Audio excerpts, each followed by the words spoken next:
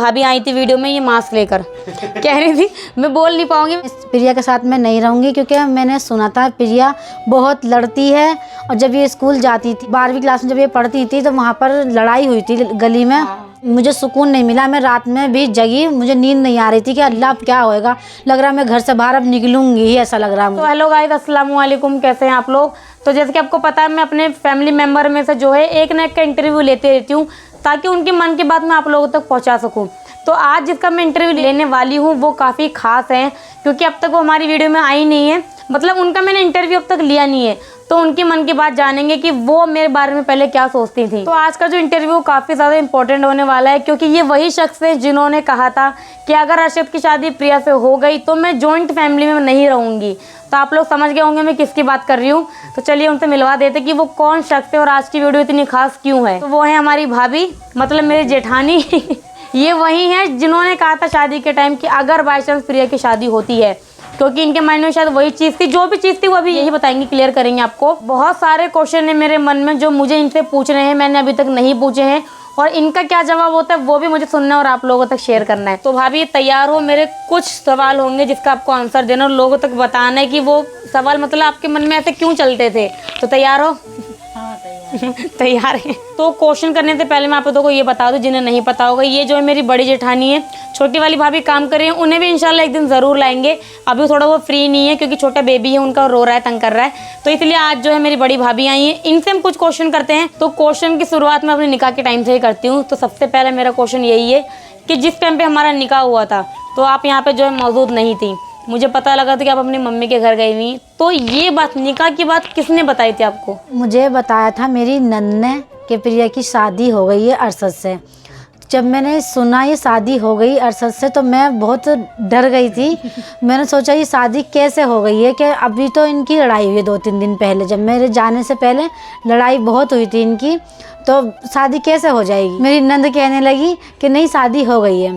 तो मैंने यकीन नहीं करा कि शादी हुई है क्योंकि मुझे यकीन ही नहीं था कि शादी हो जाएगी। फिर मैंने उन्हें कसम दी शादी हुई है नहीं हुई मुझे बता दो, कहीं तुम मजाक तो नहीं कर रही है, मैं अपने घर आई हुई थी। तो वो कहने लगी नहीं शादी हो चुकी है।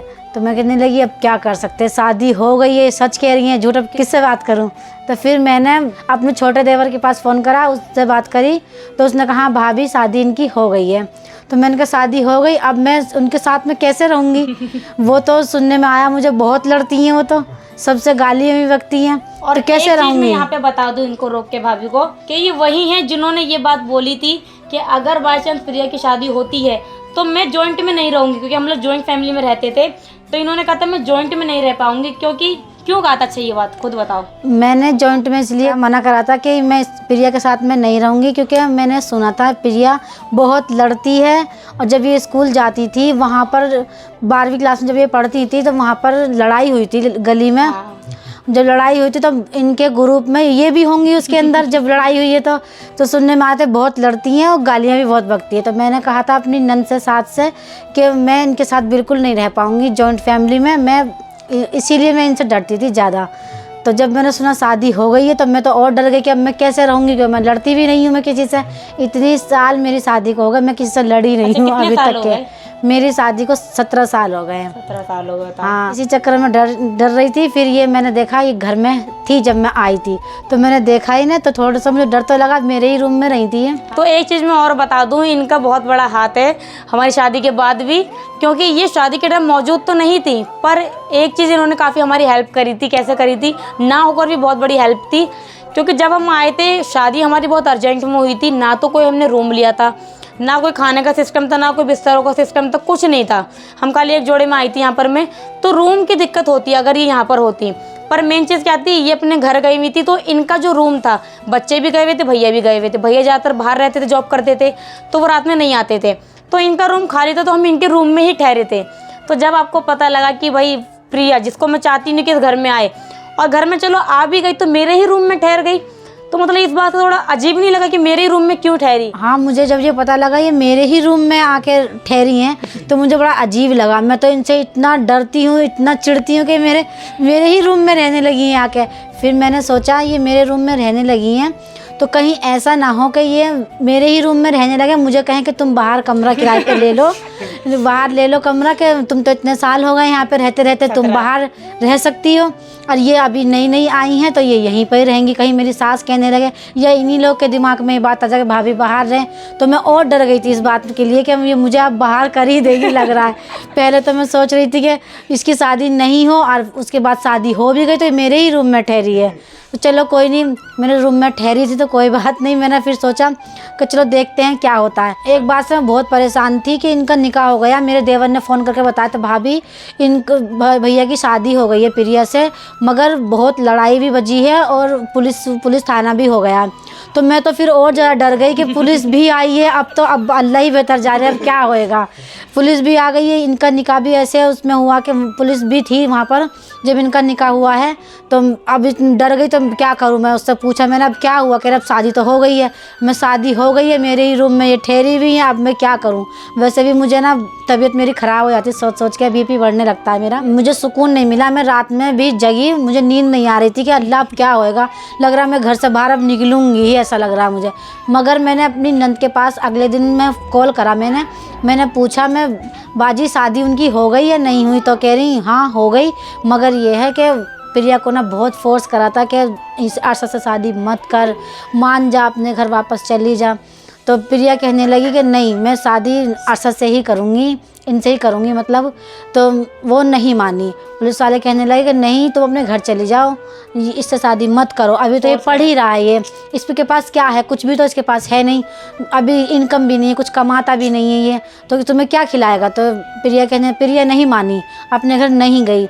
इनकी अम्मी जब इनकी शादी हो रही थी तो उन्हें चक्कर भी आ गए थे, बेहोश बेचारी वो हो गई कि प्रिया मान जाए, घर चली जाए, घर चले, मेरे साथ घर चले, मगर नहीं मानी, क्योंकि इन्होंने मन ही बना लिया था कि मैं अरशद से शादी करूंगी, इन्हीं के साथ जीवन बिताऊंगी अपना। बिल्कुल सही सुना था भाभी ने उस टाइम पे कि मुझे काफ़ी ज़्यादा फोर्स करा गया था कि शादी ना करे, पर मेरे माइंड में यही चीज़ चल रही थी कि अगर यहाँ पर मैं मुकर गई, बात पूरे एरिया को पता थी कि हमारी ये बात है आपस में, तो फिर वो एक बेइज्जती वाली बात हो जाती कि भाई इस लड़के ने इतने महीनों सालों जो टाइम पास करा, उसके बाद जो शादी के टाइम पे मुकर गई।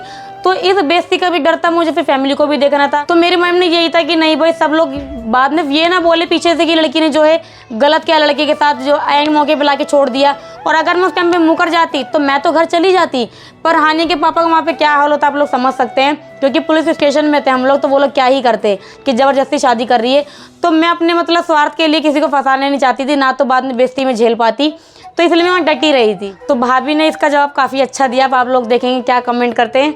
तो नेक्स्ट क्वेश्चन भाभी से पूछती हूँ मैं।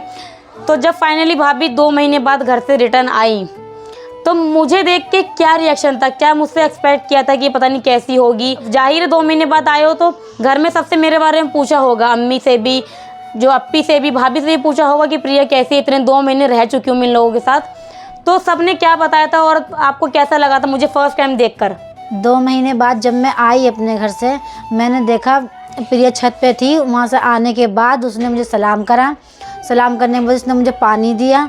मैंने सोचा ये मुझे तो पानी भी दे रही है ये। फिर इसने चाय बना के दी, मुझे खाना भी दिया उसने मुझे बना के, भाभी खाना खा लो। फिर मैं सोची कि ये लग रहा नहीं है अभी, इसी चक्कर में मेरी सेवा पानी कर रहे हैं ये, बाद में लग रहा पता नहीं क्या होएगा। फिर 2-4 दिन निकले तो देखा मैंने प्रिया को, सब कुछ ठीक ठाक ही है, ठीक ठाक से बोल रही थी। कहने लगी भाभी मुझे नमाज के बारे में कुछ बताओगी, मेरे पास आई थी ये प्रिया, मेरे पास आई है। मन में मैं सोची मेरे पास आके पूछ रही है, बहुत बड़ी बात है। तो मैंने कहा हाँ क्यों नहीं बताऊंगी, मैं बताऊंगी, जो मुझे पता है मैं वो बताऊंगी आपको। तो कहने लगी ठीक है मुझे बताना पढ़ाई के बारे में। मैंने इससे नमाज के बारे में बताया, तो फिर इसने नमाज पढ़ी। जब इसने नमाज पढ़ी कुछ दिन बीतते रहे ऐसे ही, तो फिर मैं सोची लग रहा है जो मैंने सुना है वो कुछ गलत ही सुना है। लोगों ने ऐसे ही कहा है कि प्रिया ऐसी है, प्रिया वैसी है, मगर अब तो ये सब कुछ कर रही है, तो नमाज ही पढ़ रही है, हम लोग को देख भी रही है, बातचीत भी ठीक कर रही है। और सबसे बड़ी बात तो ये है, मेरा लड़का छोटा सा था अमान नाम का, वो 2 साल का भी नहीं था, इसने उसकी भी देखभाल अच्छे से करी। तो मैं सोची ये तो कुछ ज़्यादा ही मैंने बेकार सुन लिया। बहुत डर रही थी मैं इसके बारे में सुन के और देख के भी कि मेरे घर में अल्लाह ये कैसे आके रहने लगी है और कैसे हम लोग को देखेगी, हमारे बच्चे, मेरे बच्चे छोटे छोटे से हैं, कैसे देखेगी उन्हें। तो ये उसका भी ध्यान रखती थी, मेरे अमान का भी। मैं किसी टाइम काम कर रही हूँ, ये उन्हें खाना वाना भी दे दिया करती थी। तो मैंने सोचा ये प्रिया तो माशाल्लाह से बहुत ठीक है ये तो भाभी ने जैसे बताया, मैं इनके पास भी गई थी नमाज के टाइम पे कि मुझे नमाज थोड़ी बहुत सिखाएं, क्योंकि जब मैं आई थी मुझे बिल्कुल नॉलेज नहीं थी कि नमाज किस तरीके से पढ़ी जाती है। जब भाभी नहीं थी तब मैं अपनी मतलब अपनी नंद से पूछा करती थी, जब वो नमाज पढ़ती थी उन्हें मैं देखती थी कि वही कैसे पढ़ रही हैं, वो कैसे रुकू करती, कैसे सजदा करती, तो मैं उनसे भी पूछती थी। तो जब ये आ गई तो फिर मेरी इनसे बातचीत इनसे मेरी होने लगी, तो मैं इनसे भी पूछने लगी कि मुझे नमाज के बारे में बता। मैं चाहती थी कि सबको नमाज घर में आती है, बस मुझे नहीं आती, तो जिससे भी मुझे टाइम लगे मैं उनसे ये चीज़ नॉलेज ले लूँ ताकि मैं नमाज जल्दी सीख जाऊँ। इन्होंने मेरी बहुत ज़्यादा उस टाइम पे हेल्प करी थी, मुझे नमाज सिखाने में, आयतें याद करवाने में, सब कुछ बताने में कि किस नमाज में जो है कितनी रकात होती है। उस टाइम पे उन्होंने मेरी बहुत हेल्प करी थी। भाभी ने चलो ये तो बता दिया कि वो मुझे कैसा समझती थी और मैं कैसे निकली। तो अब जाके फाइनली हमारी शादी को 4 साल हो चुके हैं। तो भाभी से मैं यही पूछूंगी कि जैसा मुझे स्टार्टिंग में देखा था और अब 4 साल के बाद मुझ में कुछ मतलब अंतर आया है या फिर वैसे ही हम? हाँ, प्रिया का पहले जैसा नेचर जैसा था वैसा तो अब नहीं है इसका नेचर वैसा। पहले जैसा हम बातचीत करते थे तो हम सोचते थे कहीं ये बुरा ना मान जाए, ये हमसे बातचीत करती है कभी बुरा लग जाए इसे कि हम कुछ बोल रहे हैं इससे, तो ये अब पहले भी इतना बुरा नहीं मानती थी। अब तो ऐसा हो गया जैसे हम बहनें होती है ना, वैसे अब प्रिया हमारे साथ रहती है। ये हमारी बात का बुरा नहीं मानती, हम इसकी बात का बुरा नहीं मानते। और यही चीज़ सब लोग घर में कहते हैं कि इनको देख के लगता ही नहीं कि देवरानी जेठानी, क्योंकि हम 3 देवरानी जेठानियाँ हैं।